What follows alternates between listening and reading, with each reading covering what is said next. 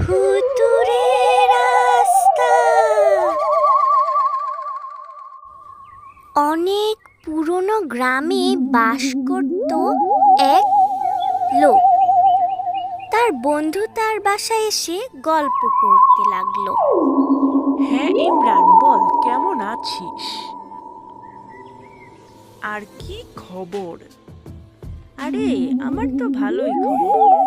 ও আচ্ছা, আমারও ভালোই খবর। তবে আমার না কিছু অফিসের কাজ আছে। ও আচ্ছা, তাহলে এই ব্যাপার।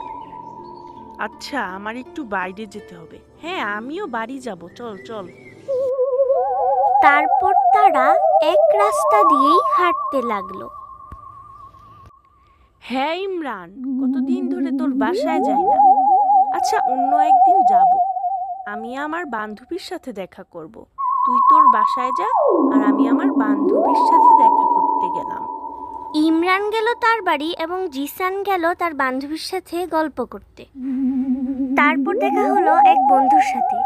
এই যে জিসান, কই যাচ্ছিস? ওই ভূতের রাস্তা দিয়ে কিন্তু একদম যাবি না। এই বিষয়গুলোর পর হয়ে গেল রাত। তার বন্ধুর মানার পরেও সে সেই রাস্তা দিয়ে গেল এবং সেই রাস্তায় চলে আসলো এক ভূত। কোথায় যাচ্ছিস? আজকে তোর মাংস রক্ত খাবো, কতদিন ধরে মানুষ খায় না। তুই আমার কিছুই করতে পারবি না। আমি কোনো ভূত টুত শাকচুনি টাকচুনি কাউকেই ভয় পাই না। ভয় পাস না তুই?